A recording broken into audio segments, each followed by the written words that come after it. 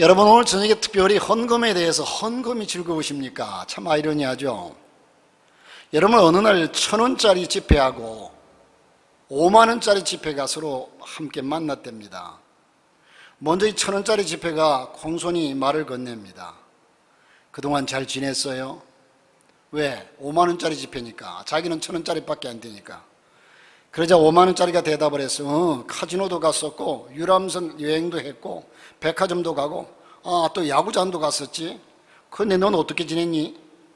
그러자 이 1,000원짜리가 하는 얘기가, 나야 뭐 늘 그렇지 뭐, 교회. 이해가 안 되세요? 예. 이 1,000원짜리는 늘 갈 데가 교회밖에 없더래요. 5만원짜리는 그냥 카지노도 가고 여행도 가고 하는데, 누가 한 얘기인지 모르지만 가만 그걸 보면서 참 웃음이 났습니다. 여러분, 오늘은 참 쉽지 않은 헌금에 대해서 설교를 하려고 하는데, 여러분, 오늘 이 말씀을 바로 들으면 여러분에게 큰 약이 될 것이고, 아니면 혹 이 말씀이 여러분에게 걸릴지도 몰라요. 그러나 분명한 타이틀은요, 헌금은 즐거워야 합니다. 하나님께 드리는 헌금은 즐거워야 돼요. 하나님께서 즐겁게 받기를 원하시지 억지로 강제로 징수하지 않아요. 그러니까 여러분들이 일단은 헌금의 자유함을 가지십시오. 자, 헌금을 하자니 헌금에 대한 부담을 느끼는 교인들이 없지 않아 있으리라고, 오늘 사실 이 말씀이 오늘 낮의 말씀으로 준비했다가, 오늘 저녁에 나오신 여러분들은, 그래도 저녁 예배까지 나온 여러분들은 믿음이 있다고 생각하고 이 말씀을 저녁 말씀으로 바꾸었어요. 낮의 말씀과 저녁 말씀을 제가 바꿨어요. 자, 여러분, 오늘 설교 제목을 보고 어떠셨습니까? 저도 오늘 설교에 부담이 있습니다. 오늘 설교 제목을 보고 기대가 생겼습니까? 가슴이 답답하셨습니까? 아니면 아무 생각이 없었습니까? 헌금이란 얘기만 들으면 여러분들은 뭔가 마음에 느끼는 바가 있어요. 목회하면서 어떤 이들의 얘기를 들어보면요, 헌금 때문에 상처가 많아요. 무리한 건축 헌금으로 또 헌금하느라 힘들었어요. 많은 헌금에 대한 얘기가 나옵니다. 또 일부 교회는요, 교회 재정이 올바르게 사용되지 못해서 법정에 가서 재판을 받는 일도 있습니다. 이 헌금에 대해서 많은 사람들이 이런 얘기 저런 얘기 아주 많이들 얘기를 하죠. 헌금을 지나치게 강요하는 일도 있었습니다. 헌금을 공개해가지고 은근히 헌금을 강요하도록 헌금하도록 강요하기도 하고요, 또 축복과 연관시켜서 강요하고, 또 일부 교회들은 직분자를 세울 때 이젠 얼마씩을 헌금해라 강요하기도 하고요. 이런 일들 때문에 헌금하는 것에 대해서 마음이 다치고 이젠 흔히 시험 들었다고들 얘기를 많이들 합니다. 어느 교회에 등록한 교인이 이런 얘기를 했다고 그래요. 이 교회는 헌금 바구니를 돌리지 않아서 좋아요. 무슨 의미일까요? 여러분, 이걸 심각하게 생각해 보세요. 이 교회는 헌금 바구니를 돌리지 않아 좋아요. 그 얘기의 의미가 뭐고 그 얘기하는 마음이 어떤 마음일까요? 여러분, 다른 사람을 생각하는 것처럼 생각하지만 자기 마음에 걸리고 끓이끼고 자기 마음에 좋은 면, 이런 면이 있으니까 그런 얘기를 했을 거예요. 이 말에 그 목사님은 당황했다고 합니다. 이것은 좋고 나쁜 문제가 아닙니다. 헌금을 준비해서 드려야지 준비 없이 하지 말아야 한다는 메시지입니다. 여러분, 헌금은 때때로 강요도 해야 합니다. 그러나 이 강요가 목회자 개인의 욕심이나 그 단순하게 물질적인 것을 거두려고 하는 그런 욕심 때문에 강요한다면 그건 절대로 잘못된 거죠. 하나님만이 아실 일이지만, 보통 교회들이 건축할 때 건축 중에 재정 문제로 큰 시험을 겪는 일들이 많습니다. 그러다 보니까 때로는 강요하게 되고, 또한 헌금에 대한 상처가 많을 수밖에 없지요. 여러분, 성도들 가운데는 경제적인 어려움 때문에 헌금하기가 힘든 일들도 많습니다. 제가 이번에, 여러분 지난주에 광고에 났지만 뒤에 이젠 게시판이, 아직 우리 교회가 이렇게 건축되었지만 들어오는 입구나 모든 게 참 허술해요. 잘 정리되지 못했어요. 그래서 우리 고니 보고 이젠 그 사무실에서 그걸 좀 디자인 해봐라 했더니, 디자인 해가지고 다 견적을 내봤더니 200만 원 남짓 나와요. 200만 원이 조금 넘게 나오는데, 그래서 제가 거기서 조율을 했는데, 그래서 그것을 이젠 누군가 할 만한 사람이 없을까라는 생각을 하다가, 이 코로나 때문에 다들 경제가 어렵고 힘든데 이걸 광고하기가 참 부담된다. 딴 때 같으면 쉽게 광고했을 텐데 그래서 할까 말까라는 생각을 하다가, 그런데 안 하려고 생각을 하다 보니까 마음속에 강하게 드는 마음이 누군가 할 사람이 있다는 생각이 들어요. 그래서 그것을 다시 주보에다 냈습니다. 주보에다 냈더니요, 주보가 여러분 보시다시피 주보가 토요일날 저녁에 밴드에 올라와요. 주일날 주보가 토요일날 저녁에 우리 전사님 밴드에 올려요. 밴드에서 광고를 보자마자 누군가가 카톡으로 보내, 목사님 그거 제가 할게요. 저는 거기에서 참 뒤통수로 얻어맞은 것처럼요, 작은 돈이 아니잖아요. 200만 원. 참, 그런데 오늘 또 참 저는 자랑스러워서 누군가는 말씀드리지 않지만, 그러나 못 드린 사람은 여러분 또 그렇다고 부담 갖지 마세요. 오늘 어떤 자매가 또한 저한테 와가지고, 목사님 그 헌금 제가 하려고 했는데 벌써 들어왔나 봐요. 그 헌금 제가 하려고 했는데 들어왔나 봐요. 그러면서 하는 얘기가, 그런데 목사님 그거 잊어버릴 수가 있는데 계속 제 마음속에 떠드는데 어떻게 하면 좋아요? 교회 다시 드릴 게 없을까요? 그냥 건축금으로 드릴까요? 이렇게 상담을 해와요. 그런데 또 제가 저 시골의 후배 목사님이 언젠가부터 계속 저기 문자가 오고 편지가 왔는데, 자동차를 한 대 구입하려고 하는데 너무 저기 전라도 섬이에요, 섬. 뭐 교인들은 한 10명 안팎이고 이런데 자동차를 하나 구입하려고 하는데, 목사님 조금만 도와주세요. 그러더니 얼마 전에 또 문자가 왔어요. 그래서 마음에 계속 걸렸어요. 걸려서 우리 교회에서라도, 우리도 어렵지만 교회에서라도 하다못해 돈 100만 원이나 좀 보내주자, 이런 생각을 갖고 있던 터에 오늘 그 자매가 얘기하길래, 그러면 그쪽으로 보내줘라. 우리 교회 200만 원 헌금하면 좋겠지만 그쪽으로 그 계좌를 보내서 아마 보냈을 거예요. 그 친구한테 전화를 해주면서 많지는 않지만 조금이라도 도움이 됐으면 좋겠다 하고 오늘 보냈을 거예요. 여러분, 하나님은요 성령께서 감동시키는데요, 참 하나님께서는 기가 막히게 역사를 해요. 여러분, 자, 이렇게 그 감동을 받고 헌금하라고는 된 데에서 감동을 받는 사람이 있는가 하면 시험 드는 사람이 있고요. 그래서 저는 제일 듣기, 여러분 보세요, 이렇게 헌금을 얘기하고 교회 성물을 얘기하면 그거 내가 하자 하는 사람이 있는가 하면, 아니 교회 돈은 다 뭐하고, 또 이런 사람이 있어요. 교회 돈은 다 뭐하고. 여러분, 그러므로 내가 없어서 못 드릴 때는 하나님 아시죠. 하나님 아시죠. 그러나 우리의 자세는 언제나 나를 구원하신 그 하나님께, 하나님의 전을 향하여 드리기를 기뻐하는 성도 되시기를 주의 이름으로 축원합니다. 저도 솔직한 하나님 앞에 양심이요, 헌금 봉투에 헌금을 이제 토요일날 저녁에 쭉 넣을 때요, 참 마음이 흐뭇해요. 사실 저도 빠듯하지만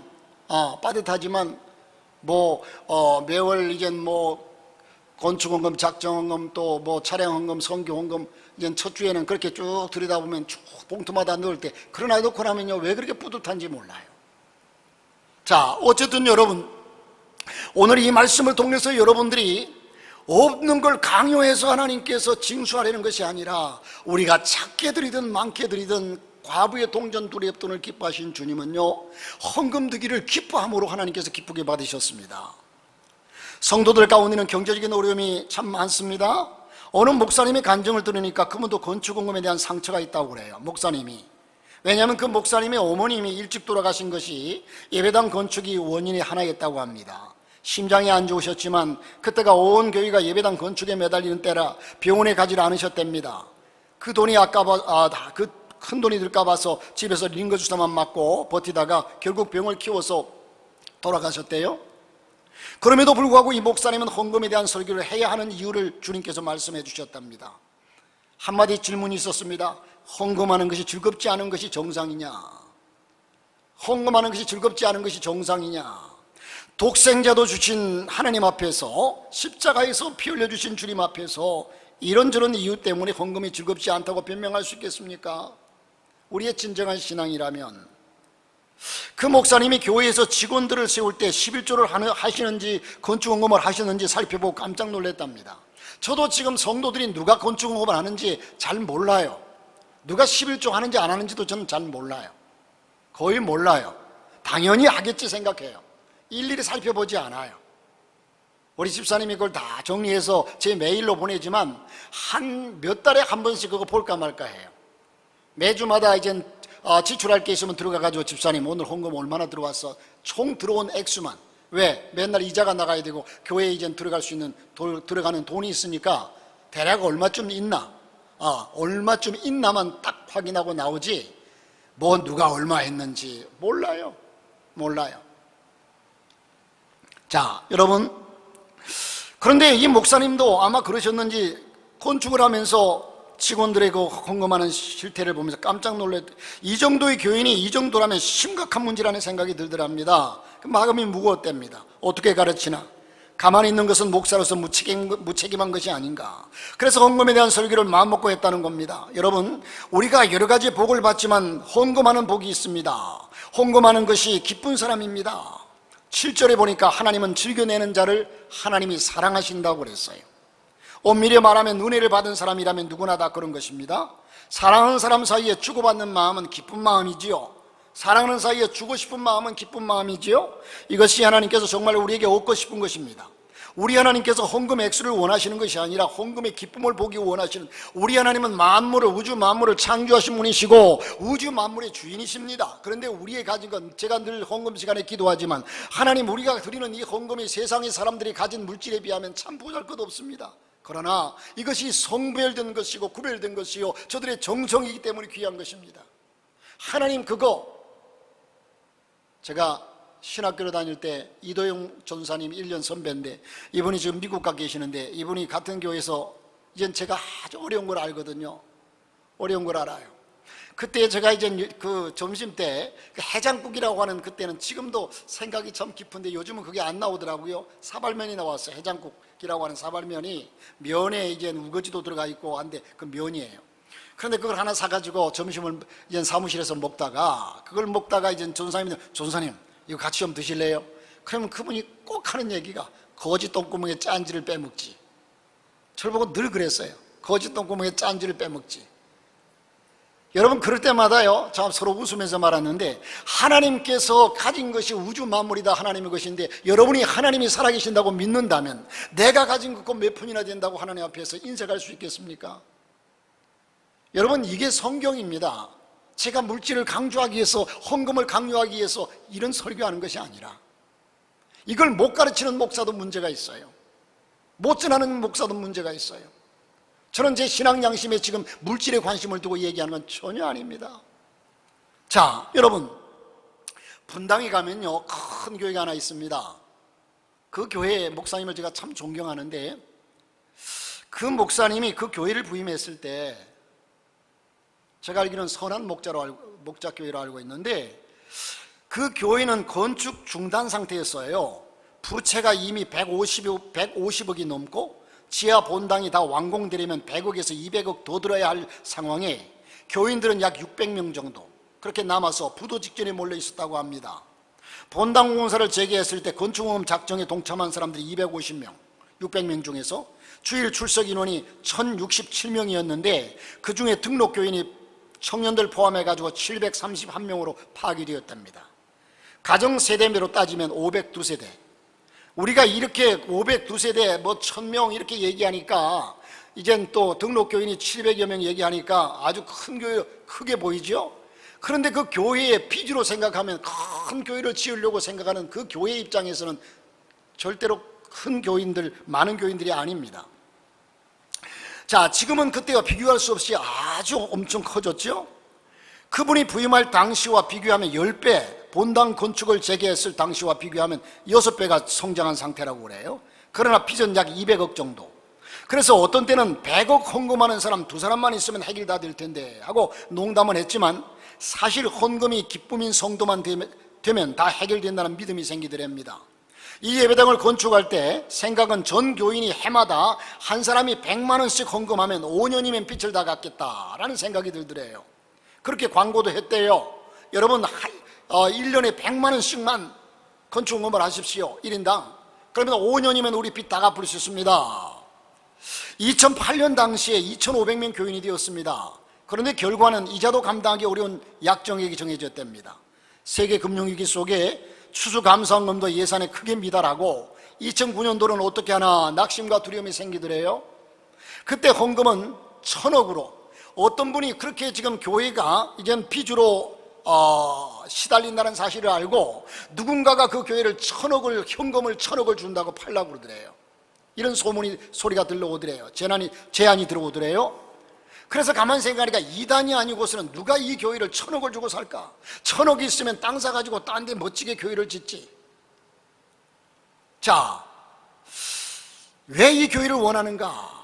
우리 교회 예배당이 돈으로 계산할 수 없는 위치상의 가치를 가지고 있구나. 이런 제안에 솔깃한 교인도 있겠구나. 교인들이 알면은 그렇게 하자고 얘기하겠구나. 더 이상 악한 자들이 부채 문제로 우리를 건드리지 못하게 해야 되겠구나. 이 목사님이 그런 강한 마음이 들더래요. 그래서 원금 상환을 위한 건축원금을 하기로 결단을 했답니다. 그러나 어떻게 해야 합니까? 그때 하나님께서 강하게 교인 전체에게 헌금해달라고 호소하지 말고, 그 마음속에 들려오는 것이 교인들에게 전체에게 헌금하라고 하지 말고 진정 건축 헌금하는 것이 기쁜 사람의 헌금만 받으라고 그래요. 정말로 건축 헌금, 하나님의 앞에 건축 헌금 하기가 기쁜 사람만 헌금해라, 딴 사람 하지 말아라 하는 마음을 주시더래요.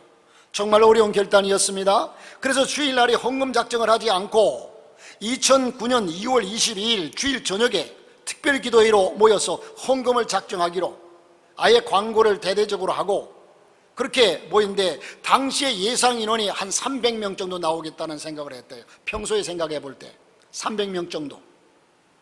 그래서 저녁 예배 예상 인원이 300명 정도 생각하고 저녁에 작정을 하기로 했는데, 그런데 이게 웬일입니까? 1,000명의 교인이 모였대요. 1,000명의 교인이. 본당 공사 시작할 때 헌금한 사람 250명, 헌금 32억이었는데, 그런데 그때의 헌금 작정한 것이 1,000명 이상이 80억 이상이 나왔답니다. 모두들 마음이 무겁기보다는 감격스러워서 기도회가 끝나고 얼마가 작정되었는지도 모르면서 몸이 붕뜬 기분이었답니다. 초대교회 성도들은 자기 재산을 다 바치고 즐거워했다는 말이 실감이 나더래요. 저들이 저렇게 헌금을 몇 억씩 작정하고서 좋아서 어쩔 줄 몰라는 모습을 보니까 저들이 미쳐도 단단히 미쳤구나.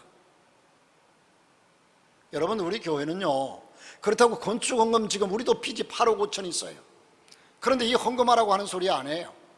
사실 막말로 우리가 8억 5천 돈 헌금 없으면 나중 못 갚으면요, 위에 구성전에 있는 땅 팔아버리면 그거 충분히 갚아요.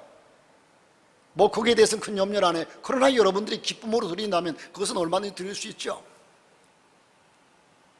자, 여러분, 이젠 초대교회의 역사가 나타났다는 겁니다. 생활비 전체를 바쳐버린 교육자들도 여럿 있었답니다. 아무리 교육자라도 거저 될 수 없는 결단이 이렇답니다. 교회의 일반 재정에서는 이자 갚는 문제를 결단했지만 이자 13억 정도 추가 부담 40억 예상 규모에서는요, 상당한 어려움이 예상되었지만, 그런데 예상치 않은 일이 일어난 겁니다. 2009년 일반 재정을 결산해 보니까 정확히 13억 정도 증가되었더랍니다. 그리고 일본 교포를 통해서 당시 은행 이자로서는요, 최저금리로 교회 부채를 유관하는 일이 생겼다고 그래요. 하나님께서 기쁘시게 감사하며 드리는 헌금을 기뻐하시는구나. 여러분, 헌금은 결코 부담스러운 것이 아닙니다. 저는 그 목사님을 참 존경해요. 이 사실은 늦게서야 제가 알았지만 그분의 메시지나 그분의 성실함이나 그 모든 것을 저는 참 존경하거든요.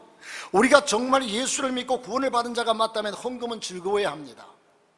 여러분이 한 번을 드리든 두 번을 드리든 즐거워야 합니다. 여기에 부담을 갖지 마시길 바랍니다. 어쩔 수 없어서 오늘날의 설교도 그런 말씀이지만 교회에 나오는 것이 즐거워야 되지 않겠습니까?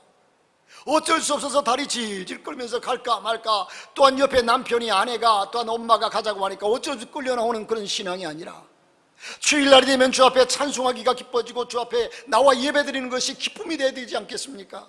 이게 살아있는 신앙 아니겠습니까? 자, 다윗은 평생 성전을 건축하고 싶어 했습니다. 왕이라도 쉬운 일이 아니었습니다. 그런데 하나님께서 허락하지 않으셨습니다. 다윗은 잘됐다 하지 않고 성전 건축 자재들을 다 준비해 놓았습니다. 여러분, 여기에 다윗이 성전을 건축하려는데, 이 말씀을 생각하니까 생각나는데, 어제 제가 부천에 있는 어떤 목사님, 동기 목사님하고 통화를 했어요. 이 목사님도 제가 나이가 저하고 동갑이거든요. 그런데 교회가 지금 이젠 땅 한 70몇 평이라고 그래요. 그런데 건평은 이젠 2층 3층까지 있으니까 한 200여 평 돼요. 200평이 넘어요. 200 몇십 평 돼요. 그런데 거기서 아주 교인들이, 우리 교세가 우리 교회보다 커요.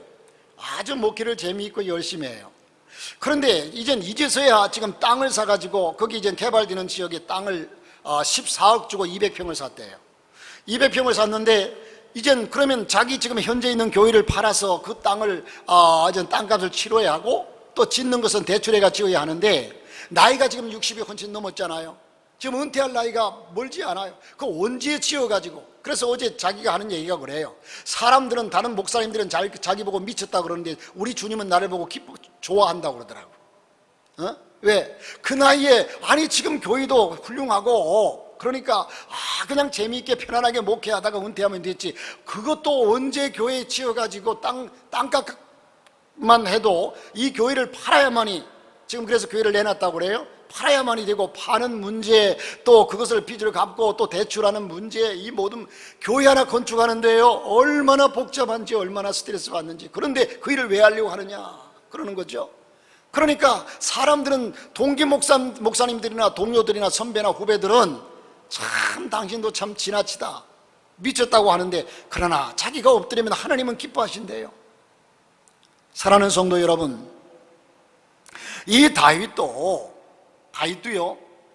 여러분, 하나님이 너는 건축하지 말아라 하면 알겠습니다, 부담 없이 얼마나 좋아했어요. 그런데 이 다윗은 자기가 건축하고 싶어서 안달이 났어요. 그래, 하나님 못하게 하니까 안 하면서도 자기가 건축 자재를 다 준비해놨어요. 그리고 솔로몬이 지었어요. 예수는 이렇게 믿는 겁니다. 헌신은 이렇게 하는 겁니다. 자, 역대상 29장 14절에 다윗은 말합니다. 나와 내 백성이 무엇이간데 이처럼 즐거운 마음으로 드릴 힘이 있었나이까. 모든 것이 주께로 말미암아 싸우니 우리가 주의 손에서 받은 것으로 주께 드렸을 뿐이니이다. 이스라엘 백성이 바벨론에서 포로 생활을 하다가 돌아왔을 때 제일 먼저 한 일이 성전 재건이었습니다. 그때도 에스라 1장 6절을 보면 예물을 기쁘게 드렸더니라고 말씀하고 있습니다.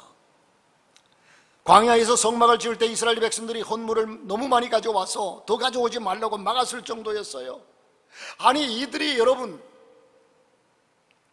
이젠 참 이 장면을 보면요, 초대교회도 그렇고요, 그들이 은혜가 충만했죠. 성막을 짓는데 성막에 든 반지라든지 금은, 동, 필요한 것들 다 가지고, 신발을 만들어 신으려고 해달의 가죽까지도 다 갖다 바쳤어요. 그러니까 이제 남아 도는 거에 넘쳐요. 그래, 그만 가져오라 할 정도로,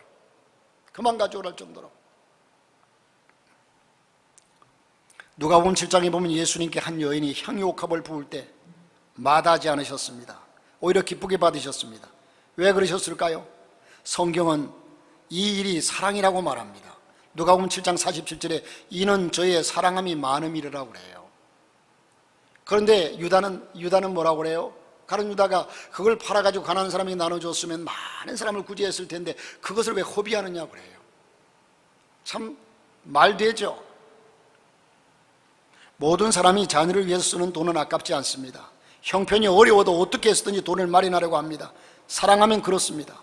자녀를 위해서 왜 자녀를 사랑하기 때문입니다. 이게 사랑의 힘이라는 겁니다. 자녀를 향한 마음과 하나님을 향한 마음을 비교해 보시기를 바랍니다. 헌금이 부담스러운 이유는요, 헌금에 대해서 안 좋은 경험이 때문이 아닙니다. 경제적으로 어려워서도 아닙니다. 하나님과의 관계가 문제라는 겁니다. 하나님과의 관계입니다. 그러므로 은혜 받은 사람에게 예배 중에 가장 기쁜 시간이 헌금 순서가 되어야 합니다. 하나님께 드리는 시간. 예를 들어서 여러분들이, 저도요, 때를 따라서 이젠 이번에도 시골을 갈지가 안 갈지 모르겠는데 갈 때는 꼭 어머님께 용돈을 준비해 가지고 가거든요. 용돈을 준비해 가지고 그것을 언제 드릴까 눈치만 보고 있다가 싹 드릴 때 그때 마음이 얼마나 기쁜지 몰라요. 또 이걸 언제 드리지 선물 하나 사가지고 와도요, 빨리 내놓고 빨리 드리고 싶어요. 드리는 즐거움이 그렇게 좋잖아요. 하나님께 드리는 우리 마음이 그래야 한다는 거죠. 즐거워야 하는 겁니다. 여러분, 많이 드리라는 얘기가 아닙니다. 헌금에 대해서 자유하십시오. 그리고 하나님께 기쁨으로 드리십시오. 얼마를 드리든 간에.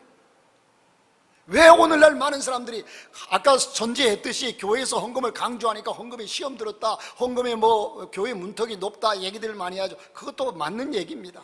그러나 여러분들은 하나님 앞에서 우리가 사람을 안 볼 수는 없지만 그러나 하나님 앞에서 신앙이니까 이것 때문에 상처받았다고 교회를 떠나고 이것 때문에 상처받았다고 어떻게 이것은 자기의 믿음이 약하다는 얘기밖에 안 돼. 상처받을 수 있지요. 마음이 좀 상할 수 있지요.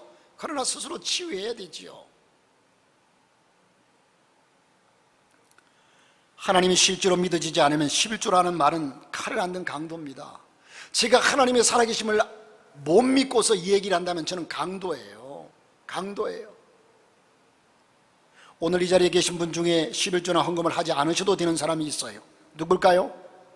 기독교와 복음에 관해서 알기를 원하고 교회에 나온 지 얼마 안 되고 아직 예수 그리스도를 구주로 영접하지 못한 분들, 아직 확신이 없는 분들은요, 헌금 때문에 눈치 보실 것도 없어요. 아직 교회 나온 지 얼마 안 됐으니까 안 드린다고 해서 누가 뭐라 하지 않아요. 체면 때문에 억지로도 하지 마십시오. 괜히 헌금하다가 마음이 상해서 예수님을 만날 기회를 잊어버릴 수도 있습니다. 그러나 하나님이 실제로 믿어지는 사람에게는 11조를 드리지 않는 것은 하나님의 것을 내 것이라고 여기는 죄를 짓는 겁니다. 말라기 3장에서 영적인 침체에 빠져있는 전 이스라엘을 향해서 하나님께로 돌아오라 돌아오라 말씀하십니다. 그때 이스라엘 백성들이 묻습니다. 우리가 어떻게 하나님께 돌아갈 수 있습니까? 그러면 상식적으로 생각할 때 하나님의 말씀을 깊이 묵상해라, 물음이 닳도록 엎드려 기도해라, 회개해라, 이스라엘 백성들에게 열심히 전도해라, 그럴 것 같은데 참 엉뚱한 대답을 해. 우리가 어떻게 돌아가오리까? 그러니까 하나님께서 뭐라고 말씀합니까? 말라기 3장 8절 말씀에 가서 보면 사람이 어찌 하나님 것을 도적질하겠느냐? 그러나 너희는 나의 것을 도적질하고도 말하기를 우리가 어떻게 주의 것을 도적질하였나이까? 하는도다. 이는 곧 11조와 헌물이라. 이스라엘 백성들이 하나님께 항의합니다. 하나님, 앞뒤가 맞지 않습니다. 백성들아 회개하라 해놓고 왜 돈 얘기를 하시는 겁니까? 하나님을 믿는다면서도 십자가를 알고도 11조가 부담스럽고 헌금이 기쁘지 않는다면 마귀에게 당하고 있는 겁니다. 여러분, 과거의 드라마 중에 이산이라고 하는 드라마가 있어요. 그런데 그게 나오는 노래가 얼마 전에 그 TV를 보니까 약속이라는 노래더라고요. 약속. 그 노래를 장윤현 씨가 불렀더라고요. 얼마 전에 알았어요. 그 드라마는 아주 오래됐는데. 그런데 이 주제 음악과 더불어서 많은 드라마 음악을 작곡한 송솔나무 집사님이 큰 은혜를 받았으나 너무나 아끼던 악기를 도둑맞고 너무나 하나님이 원망스러워서 실족해가지고 7년 동안 교회를 떠났다가 다시 교회로 돌아왔다고 그래요. 그런데 다시 교회로 돌아오는 날 설교를 마친 후에 목사님께서 오늘 하나님께로 돌아온 사람이 있습니다, 일어나십시오 하는데 갑자기 주님이 물으셨답니다. 내가 스위스 기차 안에서 도둑 맞은 것이 무엇이었는지 아느냐? 스위스에서 기차 안에서 도둑질을 당했는데 내가 그 기차 안에서 도둑 맞은 것이 무엇인 줄 아느냐? 그때 잊은 것이 플룻이라고 그래요. 아주 비싼 플룻인데 이 플룻을 도둑 맞았는데 무슨 말씀을 하시는 거지? 순간 그의 입에서 불쑥 튀어나온 얘기가, 그런 음성이 들릴 때 그의 입술에서 나온 얘기가 예수님의 첫사랑을 도둑 맞았습니다, 예수님의 첫사랑을 도둑 맞았습니다 하는 말이 튀어나오더래요. 그리고 깨달았답니다. 내 마음을 도적질 당했구나. 가장 소중한 것을 빼앗긴 줄도 모르고 다른 걸 잃어버렸다고 생각했구나. 갑자기 눈물이 쏟아지기 시작했답니다. 그리고 자리에서 일어났고 예배가 끝나고도 눈물이 끝이 않더랍니다.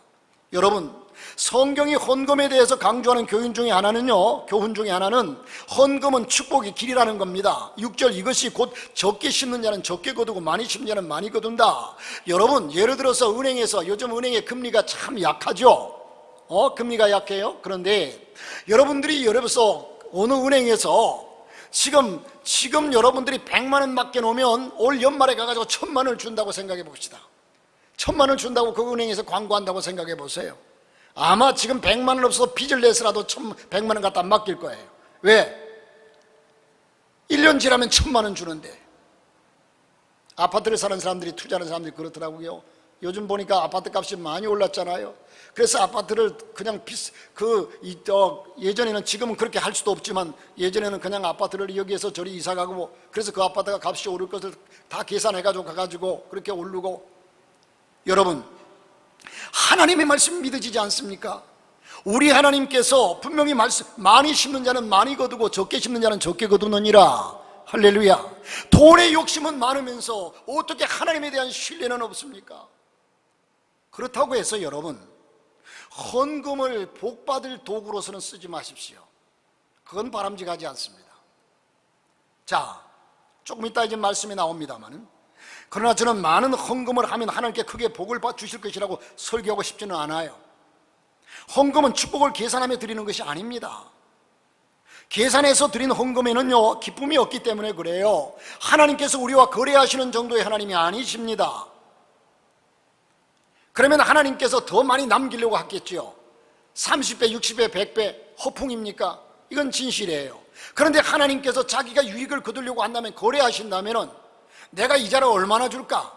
내가 많이 주면 내가 손해인데, 우리 하나님은요 부모와 같이 자식에게 더 많이 주기를 원하시는 분이에요. 거래하기를 원치 않습니다. 하나님이 이미 우리에게 모든 복을 다 주셨습니다. 독생자를 주셨는데 무엇을 더 주실 것이 있겠습니까? 헌금은 그 은혜에 대한 감사일 뿐입니다. 헌금은 강요해서 한 것이 아닙니다. 기쁨이 되어야 합니다. 저도 이젠 때를 따라서요 목회 30년 동안 가만 되돌아보면요, 어떤 이들이 때때로는 그도 힘들고 어려운데 목회자에게 감동을 주는 성도들이 참 많아요. 그때마다 혼자 눈물을 흘리면서 하나님 감사합니다. 이런 감동으로 하나님께 감동을 드릴 수 있기를 바랍니다. 우리는 하나님께 나아갈 때마다 헌금이 즐거움이 되고 있는지 항상 살펴보아야 합니다. 혈당을 체크하고 혈압을 체크하고 암 수치를 체크하는 것보다도 더 중요한 것입니다. 감사하기 위해서 예배 드리는 것을 잊지 마시길 바랍니다.